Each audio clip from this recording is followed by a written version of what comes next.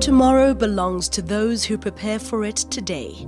A seed planted today takes root and grows into a tree that bears fruit in the future. Over 110 years ago, a seed was planted. Today, that seed, the idea of excellence, has grown into the University of Pretoria, South Africa's largest contact research-intensive university. 9 faculties and a business school are spread across 7 beautiful campuses, which are home to over 50,000 students, ready to make an impact in the world beyond university and join our global network of nearly 300,000 alumni. Future-focused, sustainably developed facilities and cutting-edge multi- and transdisciplinary research are underpinned by a desire to transform lives and have a positive impact on communities and the world. Excellence in teaching, learning, research innovation, arts and culture, and sports puts us firmly amongst the world's best universities. Knowledge is not just what is in books. It is the wisdom to apply it, to nourish and nurture the seed so that it takes root, grows tall, bears fruit, and branches out.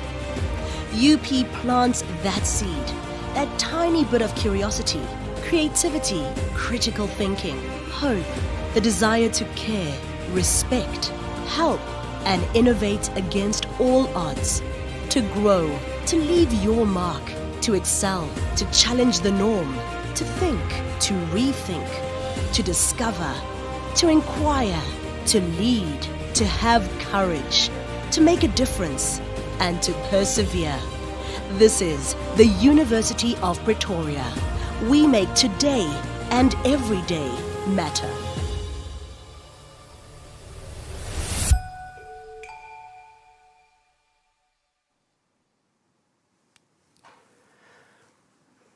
Before we start, I just want to announce that this is a constituted meeting as we have a quorum across all platforms. So, ladies and gentlemen, I would like to start off by welcoming all Convocation members that made time to join and attend the live virtual 2021 Convocation AGM meeting this evening. In particular, also the Vice-Chancellor and Principal of the University, Professor Tawana Kupe, who joined me in the studio tonight together with Ms. Notsifu Dlamini, Deputy Chairperson of the Convocation Advisory Board, and the Registrar of the University of Pretoria, Professor Caroline Nicholson. All three are part of the AGM program of speakers this evening, as well as a special welcome to the members of the university's executive. I've also officially welcomed the newly elected advisory board members in our first virtual board meeting, but may I take the opportunity at this AGM to once again congratulate them on their appointment and express appreciation for their willingness to serve in this capacity and for their continued support to the University of Pretoria. Ms. Notsifu Dlamini, as the Deputy Chair of the Convocation, will officially introduce each board member by name a bit later during the meeting. And also at this time, I can inform you that board member Mr. Louis Klute and his wife had tragically passed away after a car accident in April earlier this year. Again, I want to express my condolences and acknowledge Mr. Klute's huge contribution, not only in the alumni circles, where he served as Tuks Club 60+ chairman, but also in the total community of Pretoria. Certainly, in many ways, the COVID-19 pandemic has brought disruption and continuously requires the overcoming of new challenges.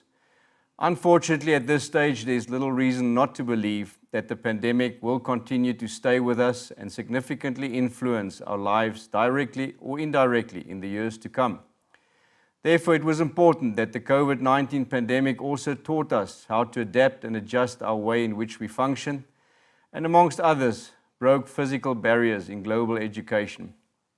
As a proud University of Pretoria alumnus, may I quote one of the Vice-Chancellor's earlier reports, in which he stated that for the first time in more than a year, higher education institutions can begin to envision a new future, one that explores alternative, innovative, and accessible modes of teaching and learning. This is true not only at university level, but at most educational institutions. A blended hybrid form of teaching is proposed with a good mixture of online and contact learning as students crave human contact which is not only important for promoting entrepreneurship, but also for learning how to collaborate and understand cultural diversity and for emotional intelligence, creativity, and engagement.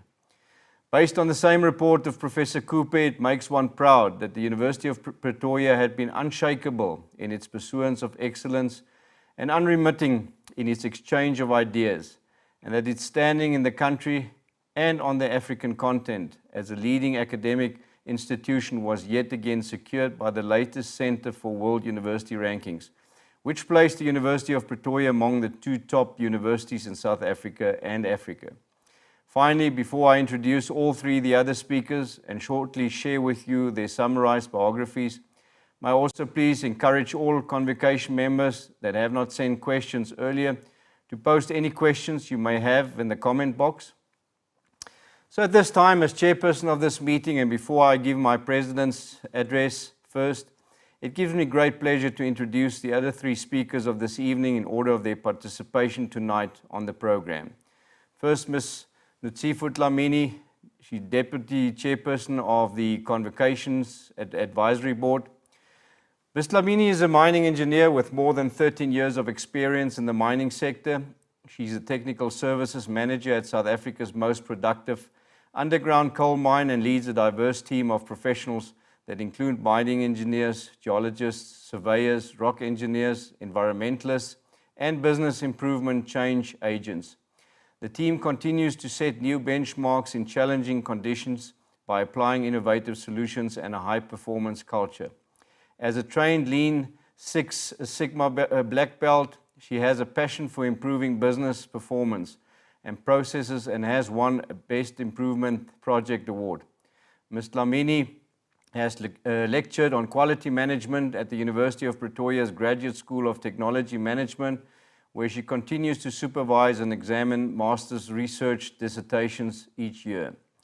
Through her several accomplishments, Ms. Dlamini continues to have a growing impact in the coal mining sector, challenging the status quo in a male-dominated industry.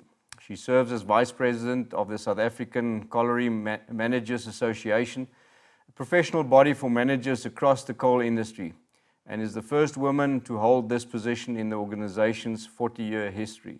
She also serves on several advisory boards in academia and industry. Ms. Dlamini holds a B Engineering in Mining Engineering degree, along with honors and master's degrees in technology management, all obtained at the University of Pretoria. Then our second speaker, Professor Tawana Kupe, who's Vice Chancellor and Principal. Professor Kupe has been the Vice Chancellor and Principal of the University of Pretoria since 2019.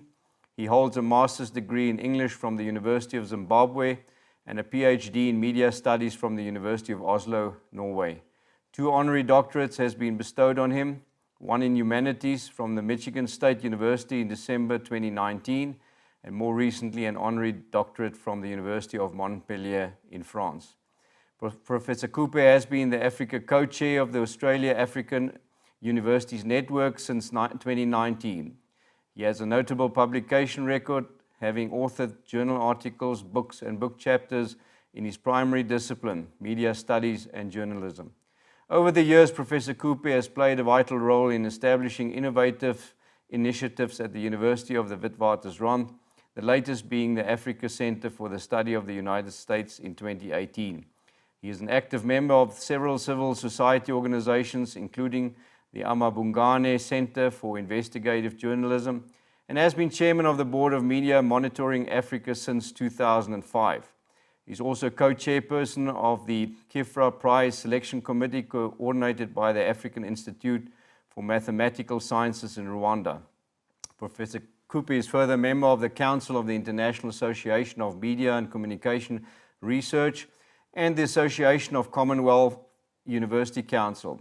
He's a sought-after speaker, academic expert, and regular commentator on media performance issues on radio, television, and print publications for local and international media.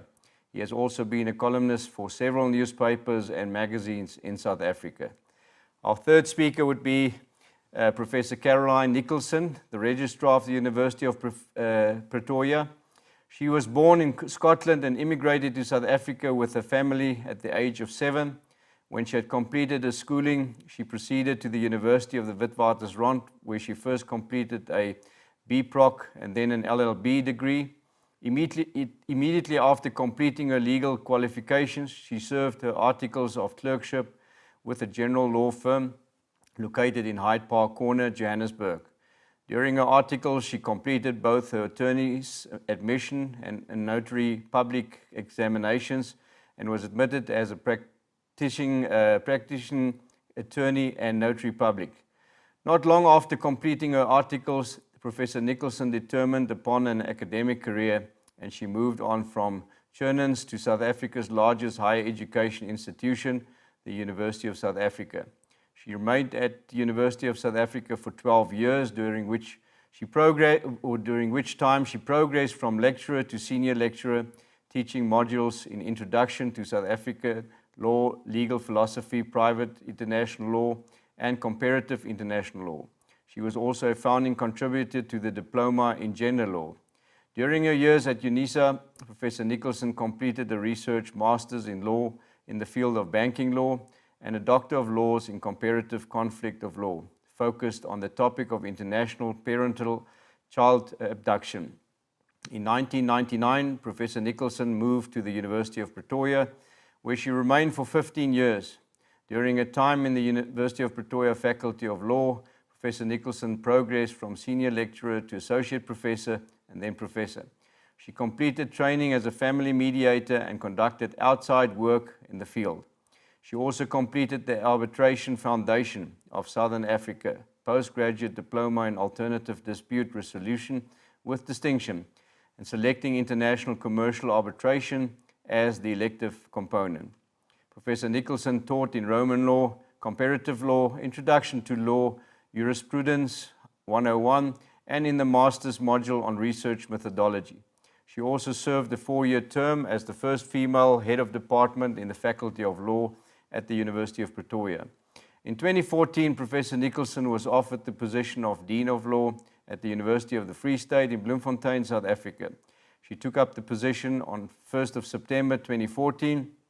She became the first female Dean of an academic faculty at the University of Free State and in the Faculty of Law. As Dean of Law at the University of Free State, she was a co-founder of the Free State Center for Human Rights. She was also instrumental in having a postgraduate program in alternative dispute resolution introduced and launched in the faculty and, together with the faculty staff, roadmapped a transformed LLB curriculum for implementation in 2020. She also served 2 terms as an acting judge in the High Court during her tenure at the University of Free State. Now, ladies and gentlemen, it gives me great pleasure as President in my first AGM address to the University of Pretoria Convocation members worldwide to use the time given to me in this historic meeting, which is the first under new governance structure, to present to you, among a few other things, some background on historic events that resulted in the establishment of the university's new convocation structures, and focus on the election process, structures, purpose, the vision, the role, strategic goals, and also the envisioned new future of the convocation and its advisory board. As you may know, the convocation is a legally constituted body which includes approximately 300,000 alumni of the university as its largest constituency.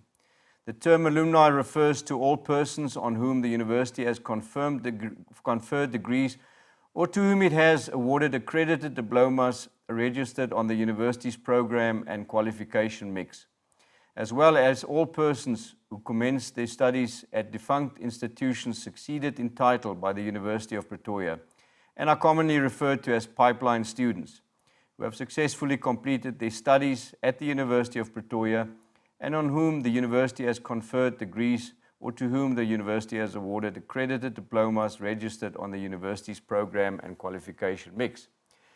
The principal, the vice principals, members of the university's executive, the registrar, deans of faculties, all current permanent academic staff, professors emeriti, other retired academic employees, and such other persons as the council may determine, as well as all other persons who have obtained a qualification as approved by Senate and Council from the university also form part of the Convocation. As a key stakeholder group, the Convocation has a vested interest in the stature and success of the university. In order to ensure that the Convocation structures are representative of all groups and support the university's vision, mission, and strategic objectives, as well as foster a sense of belonging and commitment towards their alma mater, the Council of the University approved a new governance structure for the Convocation in 2018. Now, allow me to briefly give you some further background on the establishment of the new university's Convocation structures that are regulated by the provisions of the University of Pretoria Statute of 2018 and the institutional rules of the university. Historically, over time, a number of alumni groups were established, with some being well organized and claiming to function independently from the university, and others struggling. The TUKS Alumni Board was vested with authority to appoint a number of members of the Convocation to serve on the University Council. In recent years, certain groups have attempted to consolidate their power to influence university decisions and policy. This gave rise to tensions between the various alumni groups. The elections for members of the Alumni Board and Council, specifically with regard to Convocation members on Council, became largely politicized, to the point that formal University of Pretoria policies and concomitant procedures were reviewed in the Equality Court. Polarization and a lack of inclusivity hampered the university's effort to engender a sense of unity and solidarity among alumni members. The knock-on effect was significant.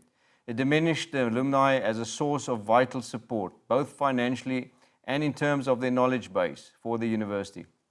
The Council of the University decided to take proactive steps to resolve the situation by amending the statute as well as the institutional rules governing the election and appointment of the Convocation members to serve on Council. It was important to build on this development by changing the focus and base of the interaction of alumni and other members of the Convocation with the university.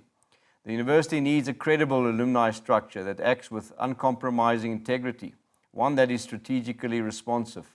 Therefore, to this end, the Council of the University approved the establishment of the new structure for the Convocation of the University on the 27th of November 2017, which would incorporate the alumni, including the TUKS Alumni Association, as an important stakeholder group, and is focused on serving the best interests of the university.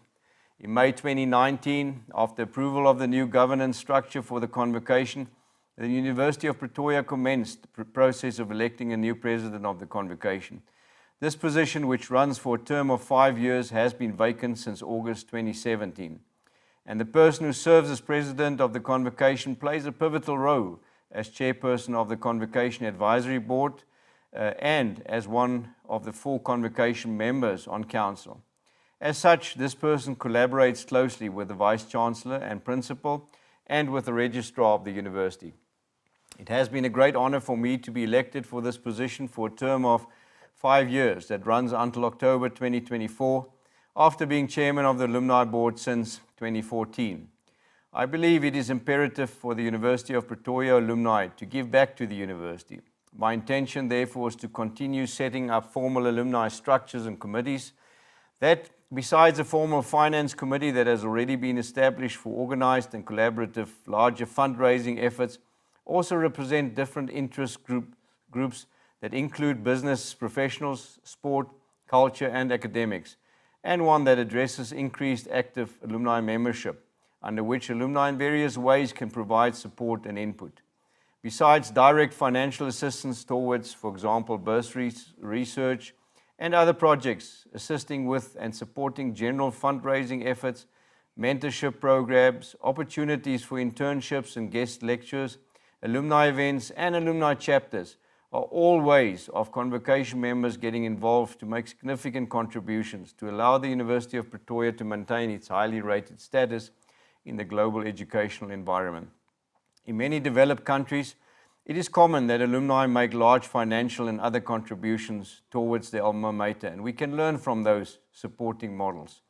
In South Africa, this is currently not necessarily the case, and even more need for alumni support exists as government subsidies to universities have been steadily declining.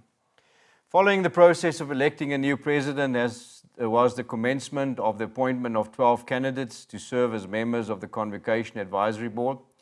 This board functions as an advisory board for the university and the Vice-Chancellor and Principal. Its primary objective is to ensure that all alumni and other Convocation members work together to build a dynamic alumni community and to support the university in its fundraising efforts. Following the voting phase that commenced on the 7th of April 2020 and ended on 24th of April 2020, the Members Committee, consisting of Ms. Futin Mtoba, still chairperson of the council at the time, Professor Tawana Kupe, the Vice-Chancellor and Principal, and myself as newly elected President of the Convocation, and by invitation for part of the meeting, the Registrar, Professor Caroline Nicholson, appointed all 12 duly nominated candidates on the 13th of May 2020 to serve as members of the new advisory board. The committee's decision was based on the outcome of the voting process and the consideration of the experience, expertise, demographics, and diversity requirements of the board. As specified in the call for nominations, members of the board must represent the diversity of professions and subject disciplines of the university community and its alumni. At least one of the appointed members must have expertise and experience related to the humanities cluster, and one member expertise and experience related to the sciences, engineering, and technology cluster. I think it is also worthy to note that irrespective of the current demographic distribution of the University of Pretoria Convocation members, the outcome of the voting process still ensured that fair representation of what is perhaps still considered as the minority demographic group within overall University of Pretoria alumni numbers was achieved in the new Convocation leadership demographics, as 8 of the 12, which is almost 70% newly elected members of the new advisory board, are representatives of the non-white community, with Ms. Ntsifu Dlamini also serving as the current Deputy Chair of the Convocation.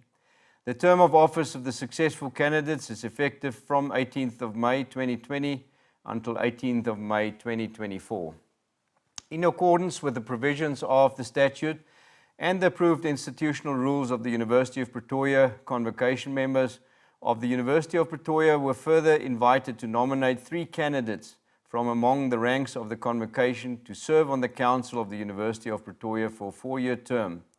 The required competencies for each of the positions were determined by Council and included a qualified auditor who must be qualified and registered auditor or chartered accountant with appropriate seniority and experience. Secondly, a person with appropriate qualifications and background and a proven track record in finance and investing. And thirdly, an experienced person with appropriate qualification and relevant expertise in the IT and related fields, with specific expertise in data science and related technological systems as an added advantage. Members of the Convocation were once again given an opportunity to vote on the suitability for appointment of each of the nominated candidates.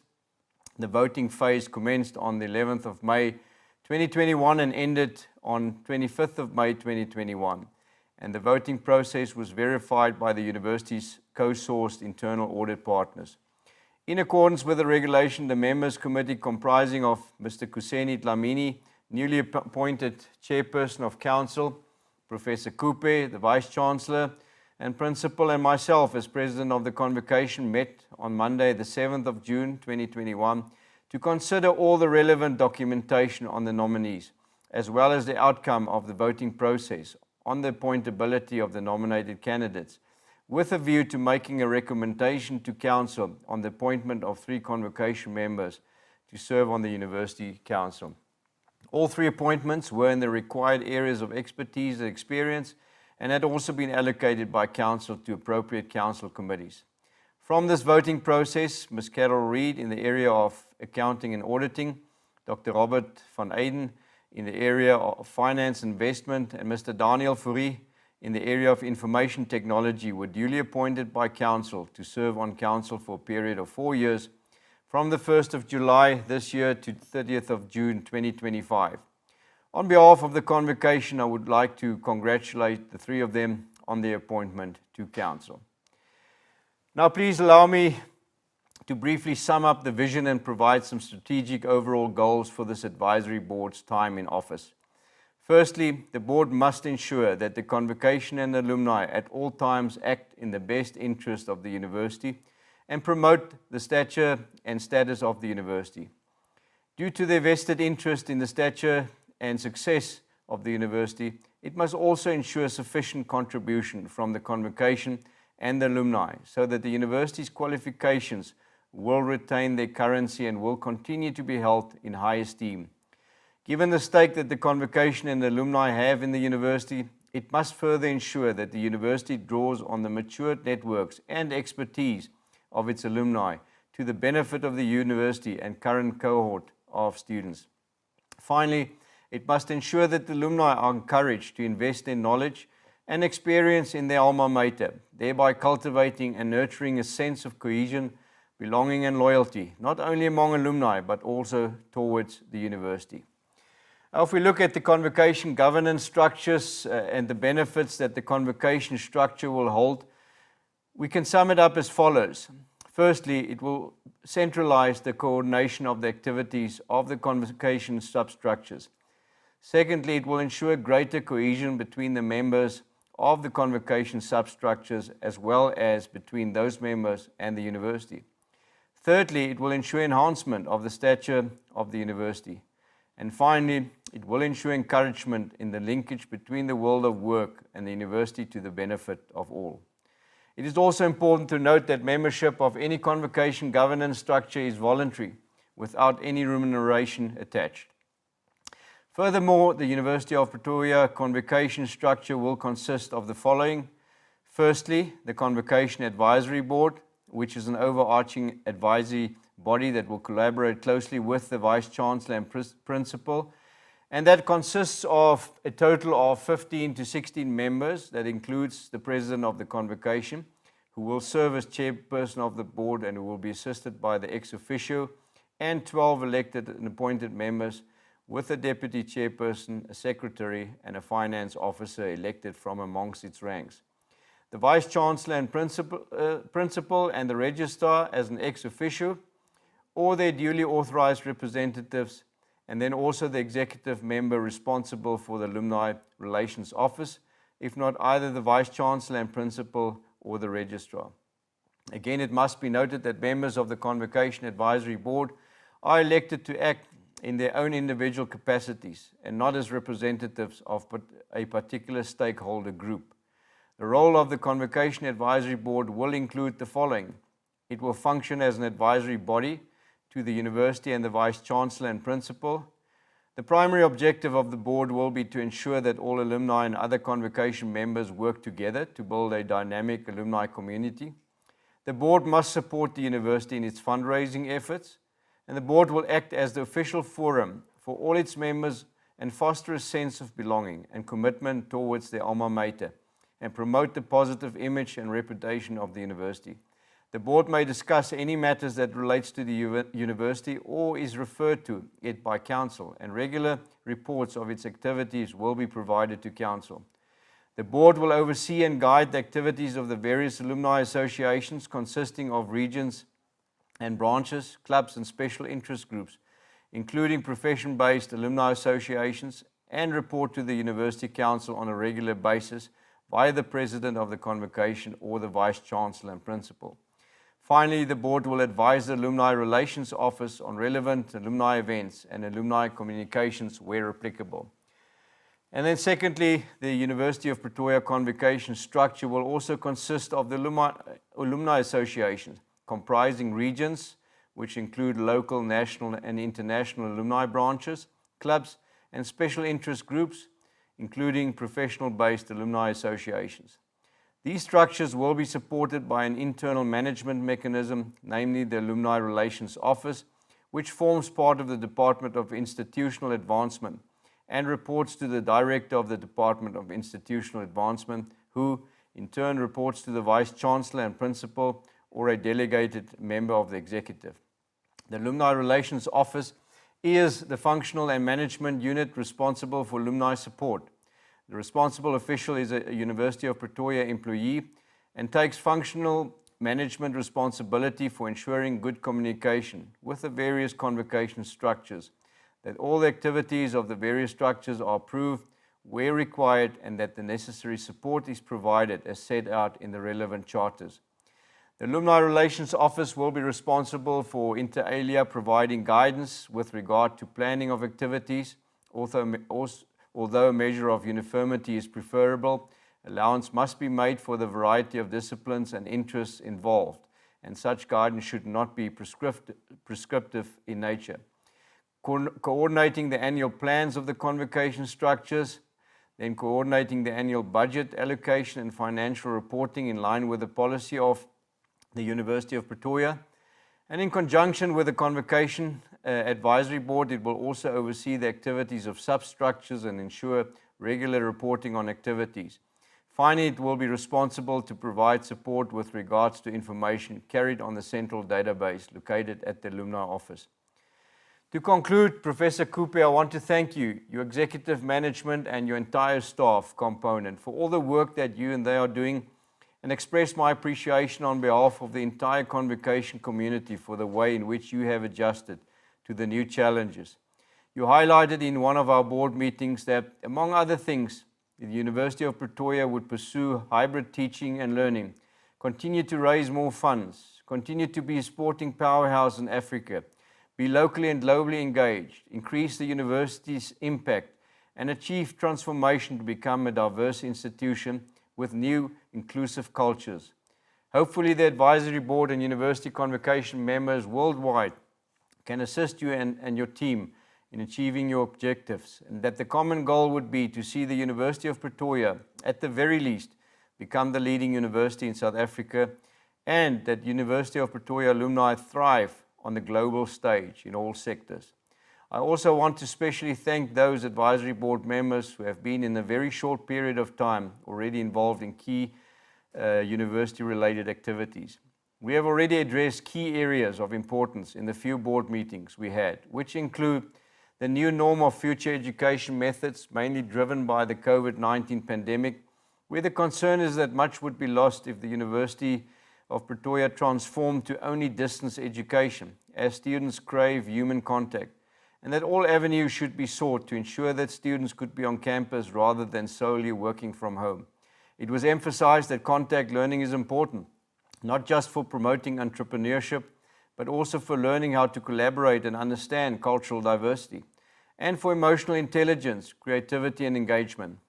A blended hybrid form of teaching therefore was proposed with a good mixture of online and contact learning.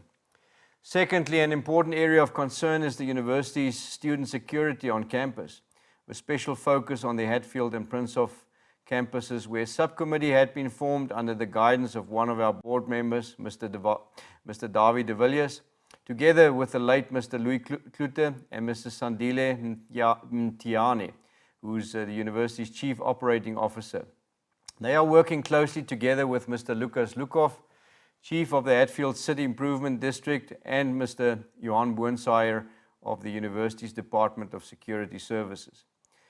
Then thirdly, amongst other focus points of significant interest that were discussed so far in our board meetings with some very positive inputs were how the university has been navigating teaching and learning in the context of COVID-19, then the University of Pretoria's Teaching and Learning Plan 2022 to 2026, ensuring that the university was keeping up with modern trends, then the importance of entrepreneurship and TICS Innovation as one of the entrepreneurship platforms, where the United Nations Development Programme and UNICEF, working with the Massachusetts Institute of Technology, provided funding to the University of Pretoria to address youth entrepreneurship. Then signed agreements with several leading universities worldwide that include a move to create programs and share expertise and knowledge. Then mounting levels of student debt and government's contribution to National Student Financial Aid Scheme students to be able to register, where the affordance of student accommodation by students whose families were struggling to make ends meet, and the socioeconomic impact on students who live very far away and do not have access to technology and enough resources, were also specifically addressed in these meetings. The maintaining of tight control on COVID-19 health and safety conditions at the institution and mechanisms adopted to encourage vaccinations was also addressed. Then the impact of oversaturated degrees on the unemployment rate in South Africa. The engagement in cultural diversity at the university. Initiatives of the university's involvement at school level. And finally also the establishment of a fundraising task team. All important topics that were already addressed in a very short time. Last but not least, I want to thank those in the larger community of Convocation members that provided and still provide assistance in activities that benefit the university. My hope is that more small advisory committees of specific interest groups that will focus on important university-related areas could be established. It remains important that Convocation members contribute to the well-being and prosperity of the university under properly aligned and governed structures. Therefore, I finally want to encourage Convocation members to get involved and reach out to me via the Alumni Relations Office should you have any concerns or suggestions that you would like to table at the Convocation meetings, or if you want to make yourselves available where you think you can positively contribute towards activities that will allow the University of Pretoria to maintain and even further improve on its highly rated status in the global educational environment. I thank you.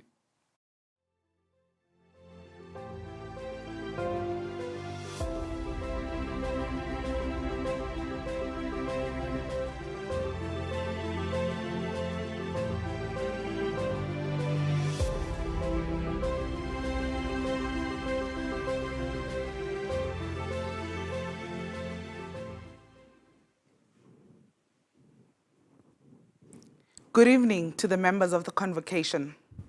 It is my honor to introduce the Convocation Advisory Board members. Firstly, our chairperson, Dr. Hannah Costa.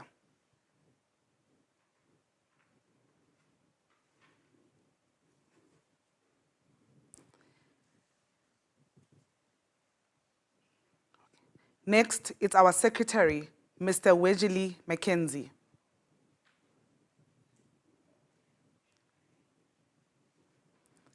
Next, it's our finance officer, Mr. Johan Scholz.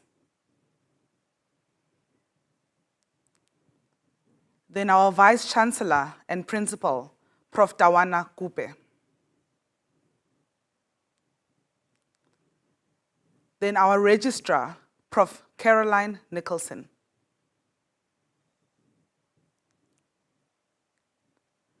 Mr. Winston Campbell. Mr. Aubakwe Mungaye. Mr. Chris Fisma.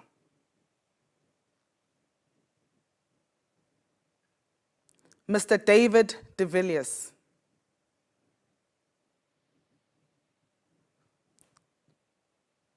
Mr. Didcot Makeme.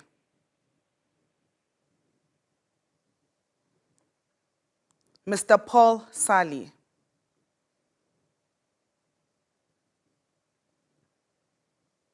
Ms. Lucia Lesolang.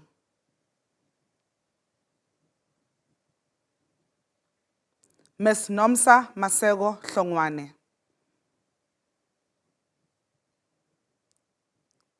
Please note that there is also a vacancy created by the late Mr. Kluter.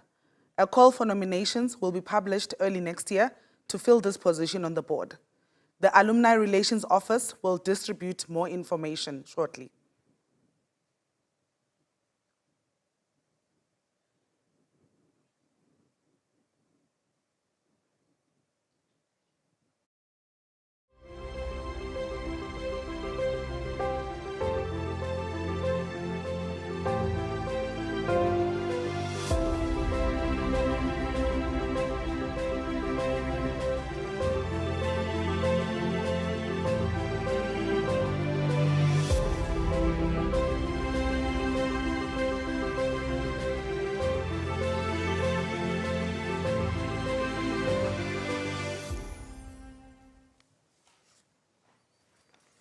Good evening, everyone from wherever you are, including those, I should say, perhaps good morning and good afternoon, because UP alumni are all over the world.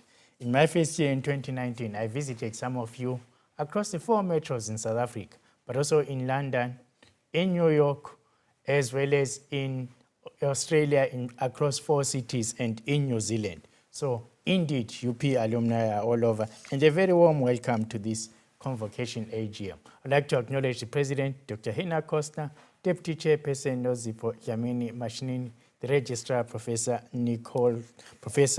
Caroline Nicholson, and of course, all of you and anyone listening. It's a great pleasure to be here today because the university actually stands in very good stead. So what I will do, in complementary to what our president said, give you some of the highlights of the things that are happening at the university and is standing nationally, continentally, and globally, and some of the more exciting things. I will also speak about some of the challenges that the university faces and how it is actually navigating those particular kinds of challenges.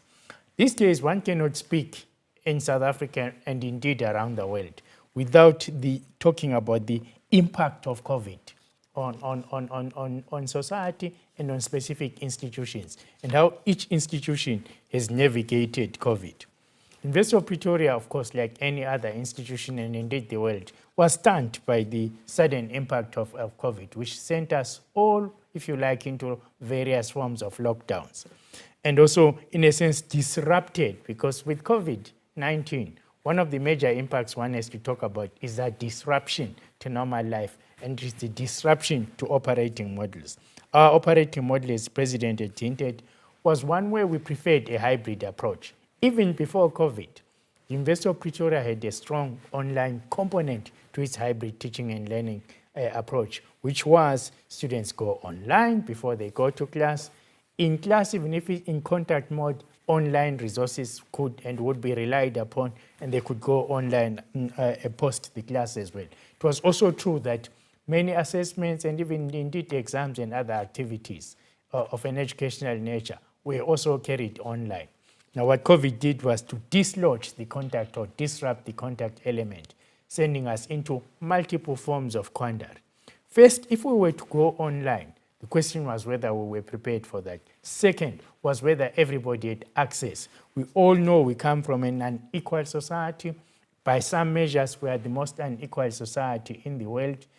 For historical as well as current reasons, past and present policies have exacerbated inequality, poverty, and unemployment.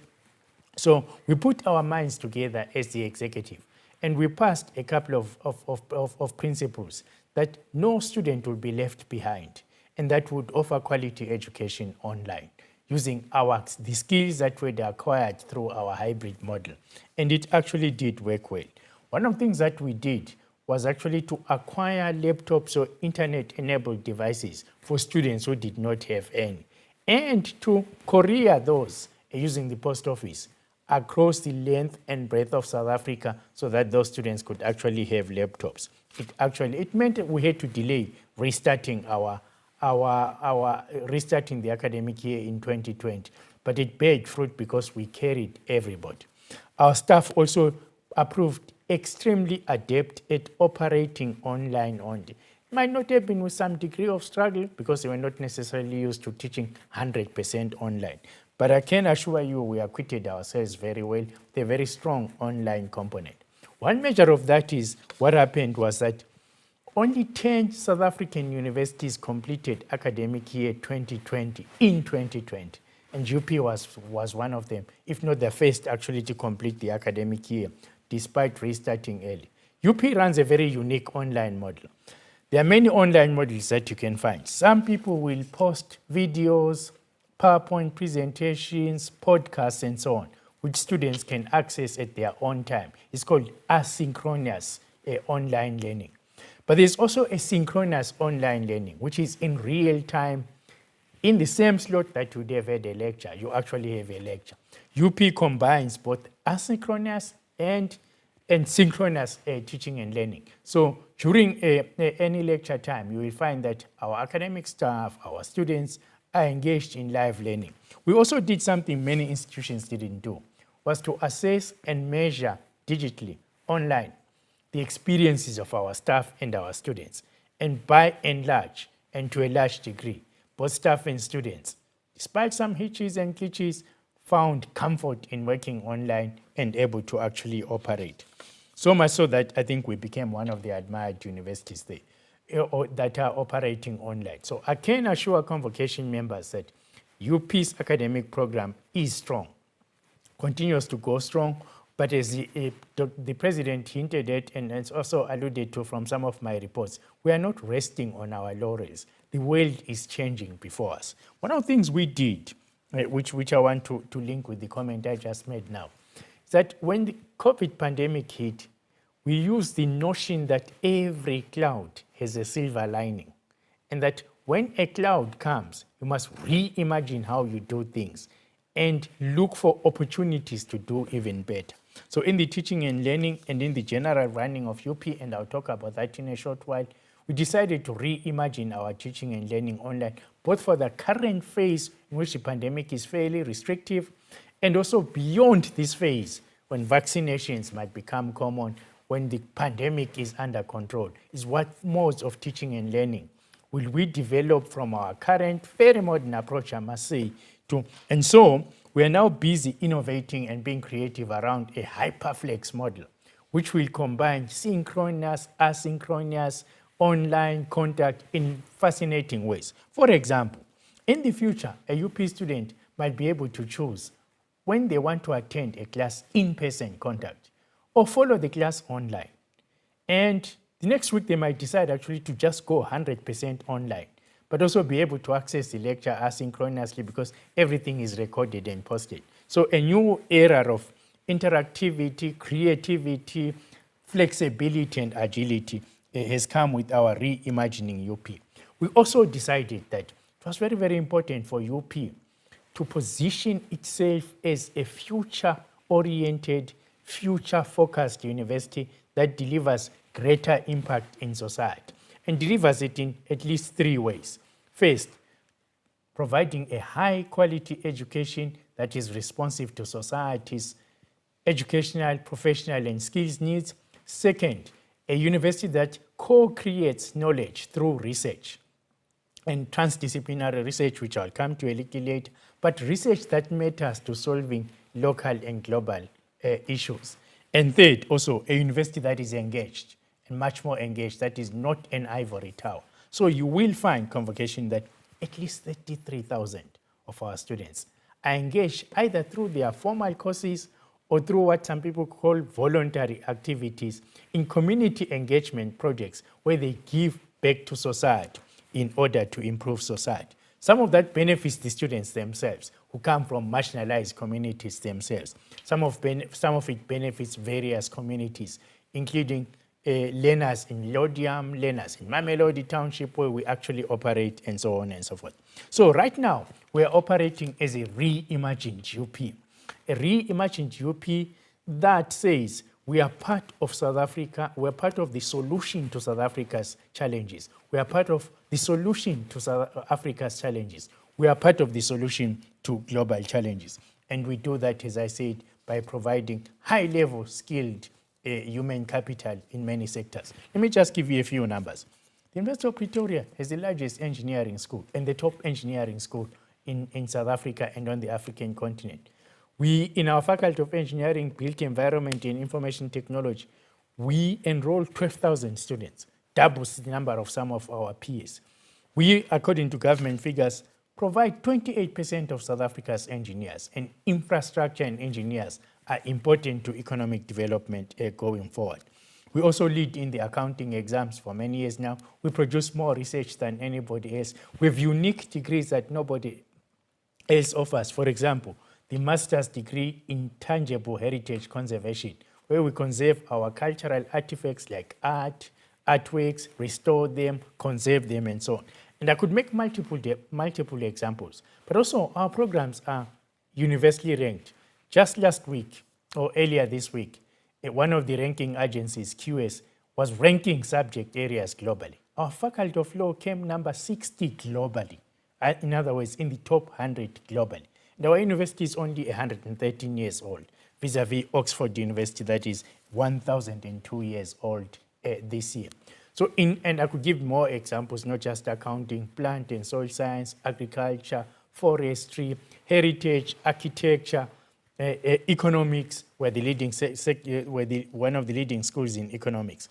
So I just want to assure Convocation that we do offer a quality and excellent academic programs at this university, and those programs are responsive to society's needs in terms of skills and development. And also for the individuals who get those qualifications, improve their own lives and those of their families. 93% of our students are employed 6 months after graduation. The balance of those students are either continue with their own education, and some also pursue their own employment. We lead also in providing entrepreneurship courses. We even have an incubator, tax innovation. We also offer a free online course for all of our students. And also recently, we established a Center for the Future of Work, which is going to study how, in a disrupted world, where economies have been disrupted, all policies do not work, technology has disrupted the way in which new jobs we didn't know are coming into being, and people are not trained for them. It's going to track what is happening, do research, influence curriculum change, and we are big at UP on curriculum transformation. Not just decolonizing the curriculum, but also making the curriculum more relevant for a future that is technology-driven and that actually, in a sense, creates new pathways. So at UP, our students will get 3 pathways: get employed, create your own job, and also continue with higher education, because we also believe in lifelong learning, which prepares you for the future. We're strong in research, as I said. Right now, the president, the deputy president, the registrar, and I, and a team of technicians are operating from University of Pretoria Television at our Future Africa Institute and campus. And I can tell you there's no other university with a campus like this.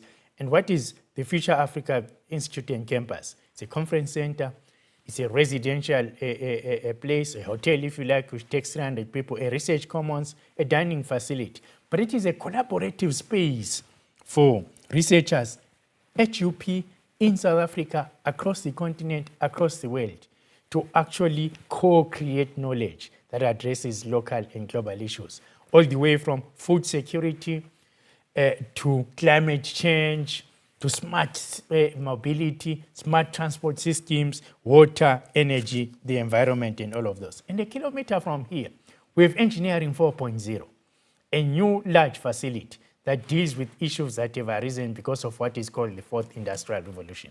What is the Fourth Industrial Revolution?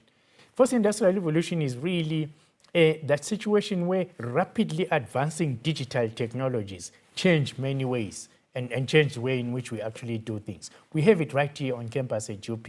We even own a piece of the N4 highway. So Convocation, if you are driving on the N4, you might drive on a piece of University of Pretoria Road. And that road you will see, because it is often closed, and we also open it. But we take all kinds of data from that and feed it into our data center and big data science, and led by a young academic, Dr. Vukosi Marivoti, who recently won many awards. And many of our students and our academics are winning awards galore across the world. So our research is strong.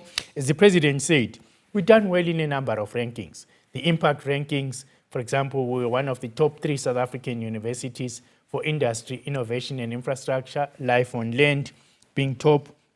We're also in the top 25% of universities that produce research that creates real impact in people's real lives. In the ranking for the Center for World University ranking, we came out actually as the only university in South Africa in the ranking this year that improved on its research scores.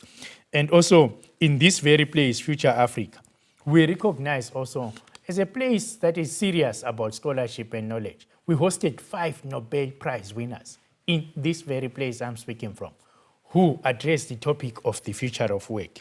We also ran quite a number of innovative things and campaigns, some of which you, I'm quite sure, know of and are following.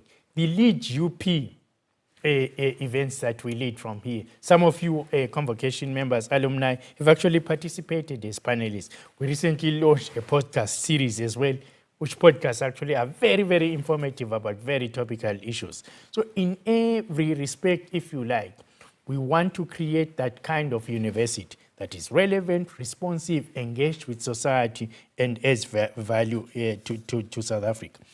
Our academics, as I said, have won prizes and awards and recognitions across the globe. Our student life is bustling. It is lively. It has been constrained, of course, by COVID, and I'll come to the constraints in a short while. Constrained by COVID, but we've managed, following health protocols, to be, as far as possible, accommodate some students on campus, as we did even during the hard lockdown. We've also done something you have seen on television. We've hosted here 2 bubbles of university sports, the rugby sports bubble, and we won the cup. We're the reigning university cup champions. We recently hosted a range of other disciplines, from netball to soccer and those related. Not, of course, to speak of our winning stars at the Olympics. Tatiana Schoonmaker won at the Olympics, a gold as well as a bronze. And not to mention, of course, Kaylin, her partner in the swimming. She didn't win, but she came out number 4. Akane Simbini didn't win, but he did very, very well, after doing very well in Europe and bettering his own score. So we are leading both, not only in the academic research domain, in the engagement stakes, but we're also leading, if you like, on the sports field.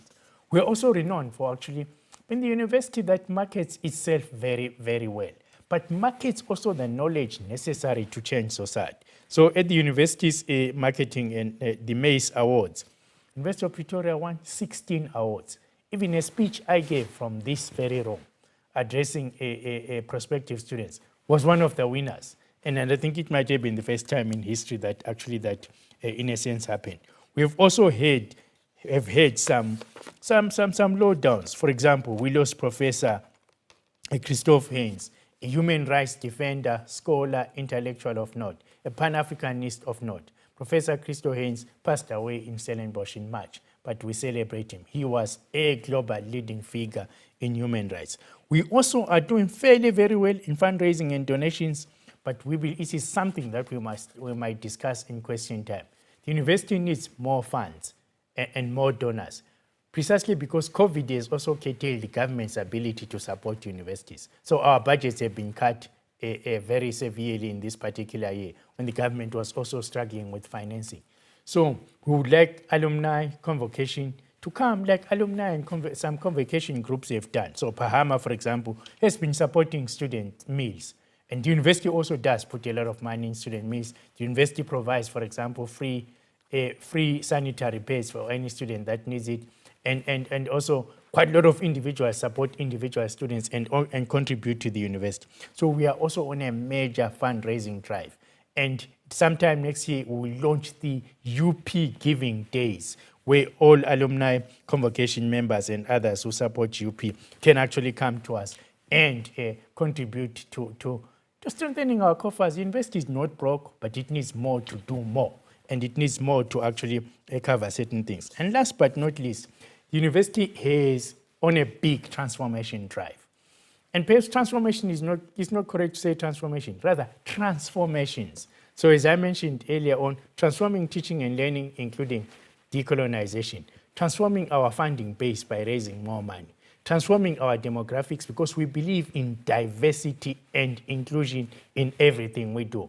So in 2019, we passed the comprehensive anti-discrimination policy, which goes with the manual. And we're busy campaigning to ensure that the university is as diverse and as inclusive as it can be and reflective of South Africa. So the new CEO, Mr. Mtiane, is transforming our procurement.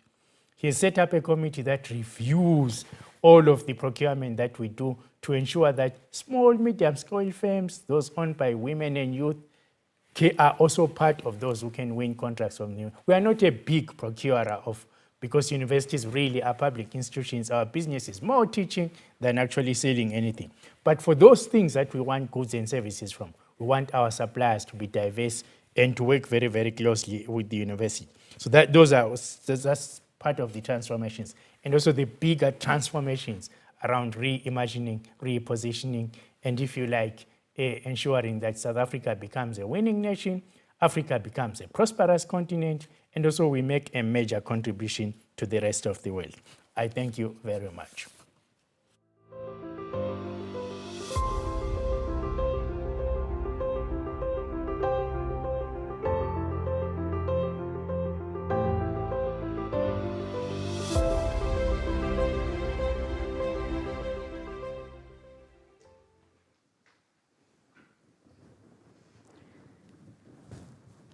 Okay, good evening, everyone.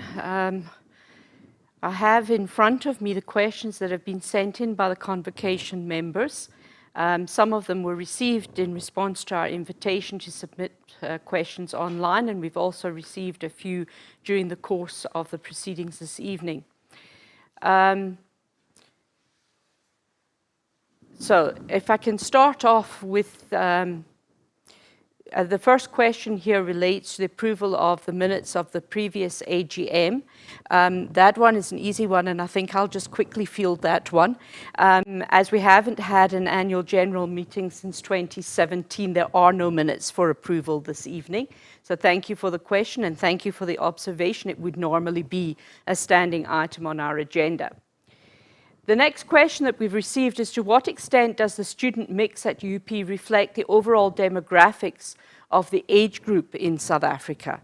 So, Professor Kupe, would you like to respond to that? I think very good question. First, let me say that the University of Pretoria, as I said, values diversity and is diversifying. And this is working very well. At least now 65% of our students are in the demographic group considered to be black, if you like. And also, and that is changing every year. Also, for the simple reason that in South Africa today, increasing groups of matrics would be much more diverse than, say, in the past. But I can sit here and say our university is majority black, if you want that language, but it's also diverse or diversifying. Second, the university has done well in gender equality. 55%, I think it might be 57% this year, of our students are actually female as well. So doing very well in that front, and as I say, accelerating every year. And also what we're now working on then is inclusivity as well. So not just demographic diversity, but inclusivity. Today is a very interesting day to have this AGM. Today, our institutional culture survey closed. And this is a survey which asks people, what is your experience of the University of Pretoria? And also, we're now going to analyze that institutional culture survey and use it to roll out institutional culture change so that we also enjoy the diversity of the demographic groups and age groups that are on our campus. Thank you, Professor Kupe. Then the next question also relates to demographics at the university. What is the employment equity status of the university at the top, middle management and academic staff levels?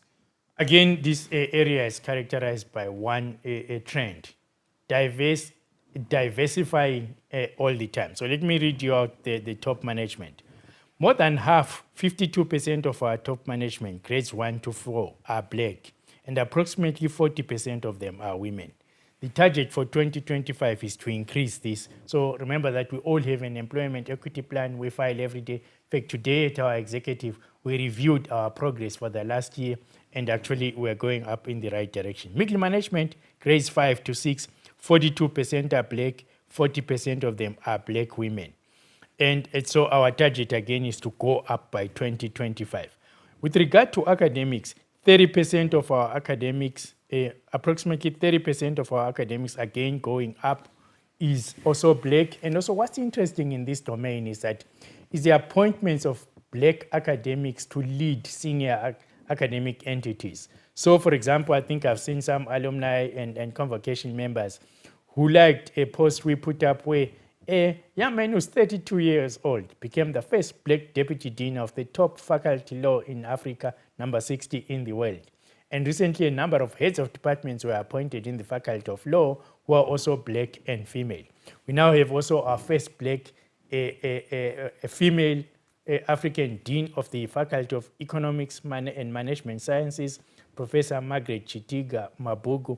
And this is happening across faculties in all areas, and also the promotion of young, black, and women of all colors is happening actually at an increasing space. So again, this is very, very interesting. As I said, also the percentage of women. So I see that question, for example, which is linked, Prof. Nicholson. In looking at the statistics, I also show that 57% of our researchers out of 1,200 something academics are actually women. So we have majority female academics and researchers, 57%. Where UP still needs to make progress, and there are a number of programs in the pipeline, number of programs on the ground, and also we are constructing going forward because of our anti-discrimination policy. We are low on percentage of women who are professors, and black women and blacks who are professors. But the number is increasing every promotion round, if you like. Again, the moral of the story is that it's a university that is diversifying because it values diversity. Thank you, Prof. Then the next question, also submitted by one of our alumni associations, is what is the total procurement spend of the university per annum, and in which sectors? If you could just break it down a little, please. So with regard to this question, I'll give a broad answer, in part because it is at this stage in the year when we actually do an internal auditing or an assessment of all of that spend. But let me inform you the following. The Supplier Management Committee, the CEO, Mr. Sandile Mtiani, who came from the Reserve Bank, he's created a Supplier Management Committee to ensure that small and medium enterprises are prioritized and registered on our supplier database. Approximately our procurement spend is 2.3 billion. Then also at the moment, and this goes across sectors, is catering, accommodation, information technology, health and safety, training. And approximately at this stage going up because of the measures that Mr. Mtiani has put in and our transformation and diversification measures, approximately 25% is spent with black-owned companies. But when we have the final, when we next have a Convocation Advisory Board and any report that goes out, we will have more certain figures about this. What we know is that the trend is going up. Yeah, thank you for that. I think some of these questions were actually addressed both in your presentation and that of our President, Dr. Costa, a little while ago. And I think you have addressed the issues around the plans to accelerate participation of small businesses at UP. So the following questions: what programs does UP have in place to impact marginalized youth in our society and on our continent? So I might have referred this partially when I was speaking, is that at our Mamelodi campus particularly, we have a Mamelodi campus business clinic, where again our interest in, as you know, the scourge of our country, as you know, is unemployment in general, inequality and poverty. But youth unemployment is a crisis. It's as much a crisis almost like it's a pandemic of unemployment among the young people, right? North of 50% even in some estimations. So what youth need to do is to be given skills to be able to get into the job market or become entrepreneurs. So with the Mamelodi Campus Business Clinic, with the Mamelodi, in the Mamelodi community, we have the Siatemba Clinic for Occupational Therapy, a hub for veterinary services for local and surrounding communities. And now, and it's something I was discussing with the Oppenheimer Memorial Trust together with the Vice Principal Academic and Professor Ogude, Tabiseng Ogude this afternoon, we're also opening up a pre-university academy for secondary school learners. Because we need to intervene in that space where youth get a sound education at a secondary school, can enter universities or good TVET colleges or technical colleges, are given the skills that are needed in the economy, get good jobs and rise up in that process, as well as getting entrepreneurship. Our president referred also to the program we are working with MIT, UNICEF, United Nations Development Program. And I recently spoke to the deputy director at UNICEF. They are giving us more funding there again for entrepreneurship, digital skills, because we believe that the scourge of youth unemployment is a threat to our society. And it also will be a loss of the potential of so many young people if we don't make an intervention. Because we believe we must be an engaged society. problems of society are the problems of UP. Thank you, Prof. Just before I move on to the next question, can I just remind the viewers that you can submit your questions by clicking on the Ask Questions Live tab on your screen. So you're welcome to submit some further questions for the panelists to discuss. The next question that we have received relates to the historical imbalance of white and black student ratios, which will remain high moving into the foreseeable future, although our statistics, in fact, have significantly shifted over recent years. The question is, how will UP manage the leadership demographics of the UP alumni body into the future to ensure fair representation of the university? And does the voting system ensure fair representation, considering that white alumni numbers will be in the majority still for the foreseeable future? I think I'm going to divert the questions here to the president of the Convocation, lest he think that he's off the hook. So Dr. Costa, if you'd like to take that one. Yes, I think, I mean, if you look at this year's election process, and I mean, that's why the new governance structure that we have, if you look at the election process this year, where we have already a representation of almost 70%, as I indicated in my address, 70% non-white board members, I think that gives the answer that our structure, our election process, and what is required, the demographics and all those things, and the committee that we have afterwards, and again revisiting all the candidates, showing us that the system is in place, is fair, and that's why we've seen that we already have 8 of our 12 candidates, Convocation candidates, non-whites, and what's great to see is on our when we have our meetings, you know, the way there's cohesion and you know, the different topics that we discuss, that sometimes could be sensitive, but the way, you know, everybody in a mature way addresses these. So I'm very comfortable at this stage, the way it's structured, that we're on the right path there. Thank you for that. I think that the fact that there's such a strong focus on ensuring that there's diversity in the representation also is a reassurance to our Convocation that this is not something that will be overlooked. So thank you for that. Then the next question is, what are the university's greatest challenges currently, and what is the plan in solving them? And how can alumni assist UP in solving these challenges? I know Professor Coupe spoke to some extent just now about the funding challenges, but perhaps there are a few more that you'd like to address for you. No, I think that one of the current challenges is which we're addressing, I think, fairly well, is for UP really to become much more of a continentally and globally engaged university. If you look at 2-3 years ago, we were not where we should be, but I think we're accelerating in that. And some of it is reflected in how many of us, including the late Professor Christoph Hens, myself, and other top academics, are now elected by fellow Africans and international scholars to lead international associations. I think in the last 2-3 years I've been here, I've already been elected to be president of 3-4 international associations. And you might say, what does that matter? It's just perhaps a glory for those individuals like myself and others that are elected. Often that comes with interesting resources to fund research, but also knowledge of UP and South Africa, and also opportunities for our students and even our academics to go and train elsewhere. So as I speak right now, we have 2-3 students at Michigan State University, and I'm the chairman of the board of the African Alliance for Progress, which has Michigan and 10 African universities. We organize scholarships for young academics to develop their skills to become top. And UP, because it's in that association or network, our academics can benefit.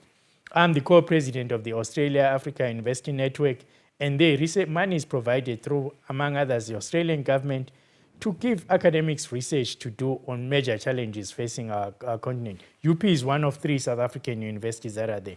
I can say that increasingly, and Choose myself perhaps as an example is egregarious, but I'm just the one who's here today. I can give you a long list of our academics that are part of these associations and networking. And this networking, as I say, brings intellectual stature. We learn from others and they also learn from us. It brings opportunities for staff and students. Some scholarships are restricted to people who are continental or if you like, international partners. So that's one other challenge. The other challenge we face, of course, is obviously navigating more clearly, and President tried to alluded and spoke to some of that, trying to ensure that, out of the negative impacts of COVID, we do not lose anything. And also how we're doing that is revising everything we do and learning from our peers, which again relates to the first point I made. You learn from others and they also learn from yourselves. So I think, then of course, you could say also the challenges we had faced with transformations that were slower, but we've now picked up the pace, whether it's curriculum transformation, demographic transformation, transforming our technologies. One reason I forgot to say why we weathered the storm of COVID is that we transformed our IT system through Council having the foresight to allow us to invest 100 million in 2019 to create a technology platform that was so strong it could help us when COVID struck. So we're also navigating the challenge of rapidly changing technologies and how you can harness them to do better at what you do, whether it's research, teaching, or engagement. Thank you. The next question I don't think will come as a surprise to anybody, and that is the university planning to adopt a mandatory vaccination rule for staff and for students? Okay. Well, sitting right here 2-3 weeks ago, I recorded a fairly long video with Wasara, who does our podcast from Tax FM, to answer that very question. Not now. We're not going to force anybody to vaccinate at this stage. What we're going to do instead, which is consistent with being a university, we're going to use scientific arguments to persuade, to encourage, to explain to people why vaccination is very, very important. Remember that pandemics are upon us. This is one that we're facing now. Others will come. If you force people, in the end, they have such ingrained opposition to vaccinations, what are you going to do in the future? We'll only resort to mandatory vaccinations if it's now really persuasion, encouragement, peer engagements, and understanding has failed. But I don't see I don't foresee that happening. We spoke with our unions, for example, our union leadership, and they agreed that all of us should actually ask our scientists at UP, some of who are at the forefront of addressing COVID, to come and explain to those who might doubt. And let me say the following. I have no problem with people who doubt and who are unsure. That is human.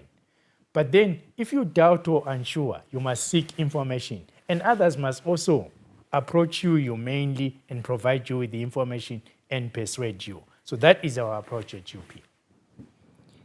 Thank you. The next question you have also, I think, addressed in your presentation as well as in your response to the other questions. But the question is, does the University have international partners in line with its drive to be both a global and local player?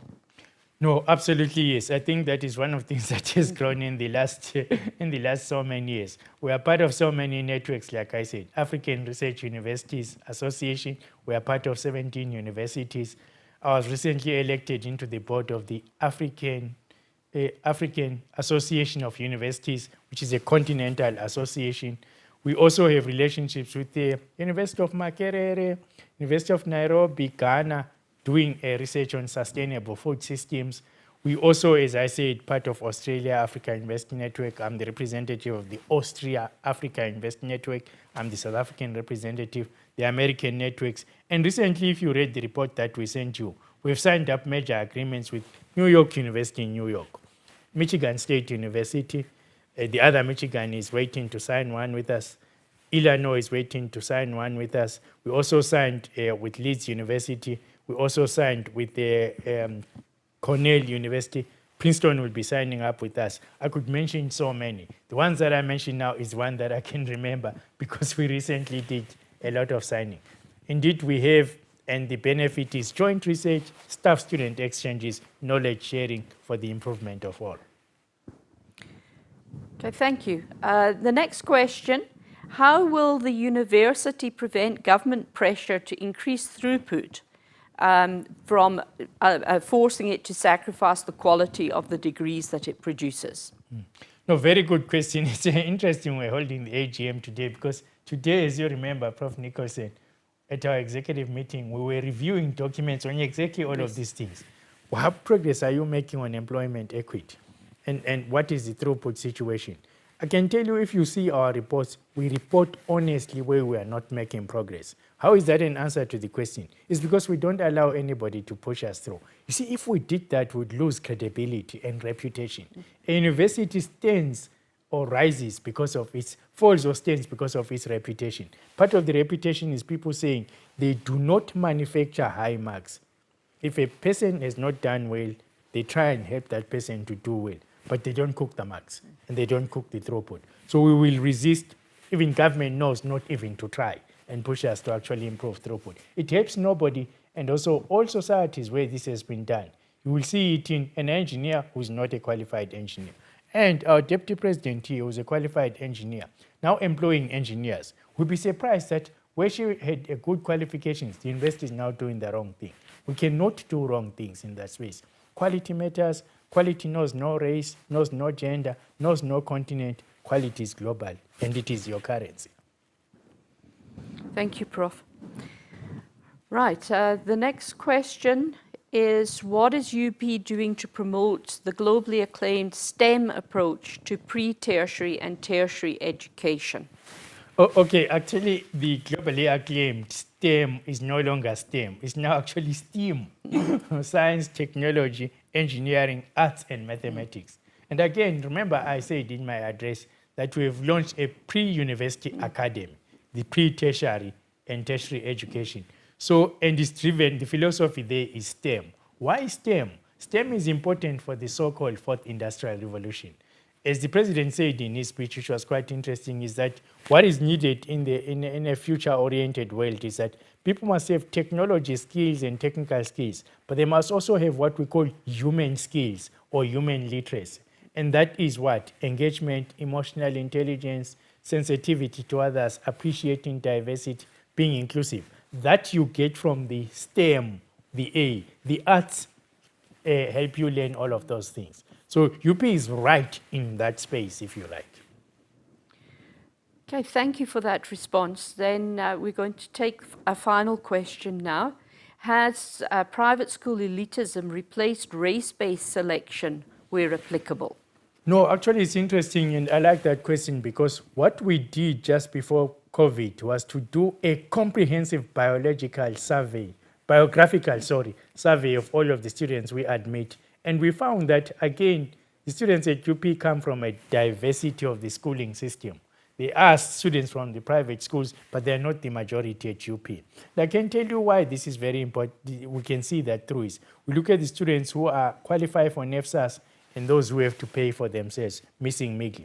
They constitute almost 80% of the students. The 20% who can pay for themselves, often private school elite, if you like, are only 20% of the university.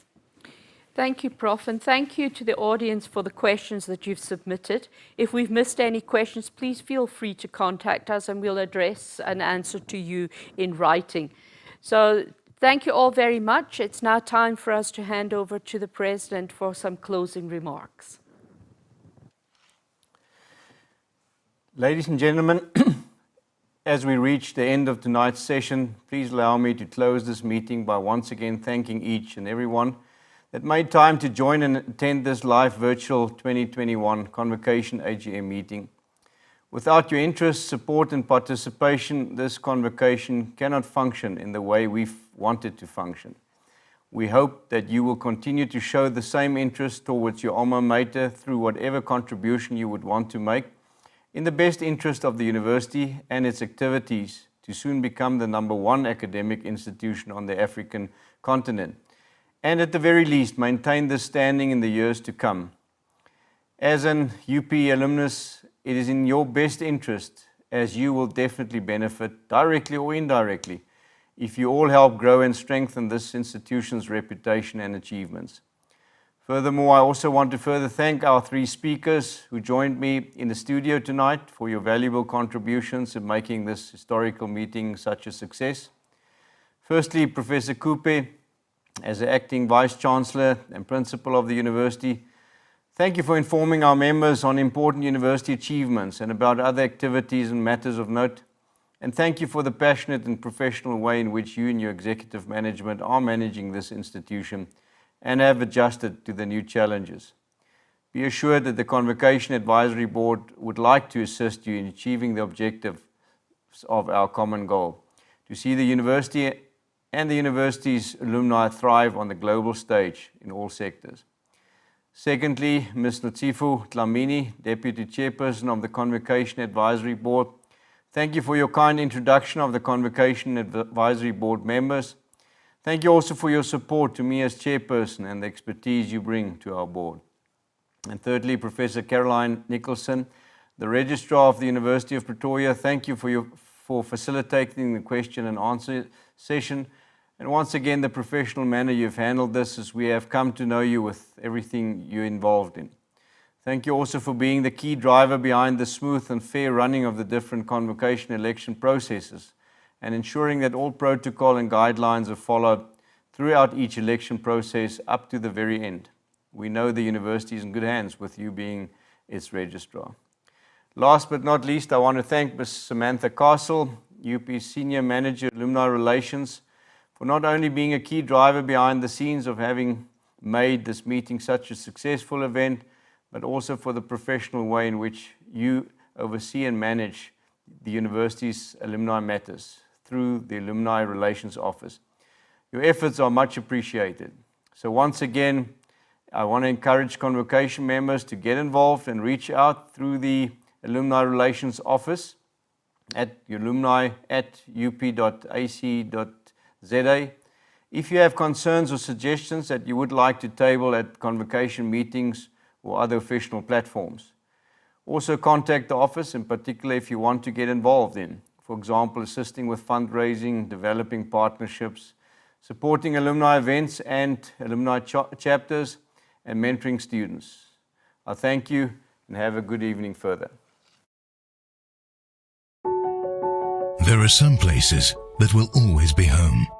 From the moment you took your first step onto the University of Pretoria's campuses, you've been part of our family.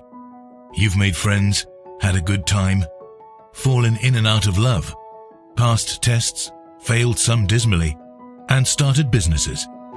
You had some great ideas. All the while, you made memories and learnt a lot. But in the end, you walked out of our gates a well-rounded person, someone committed to excellence.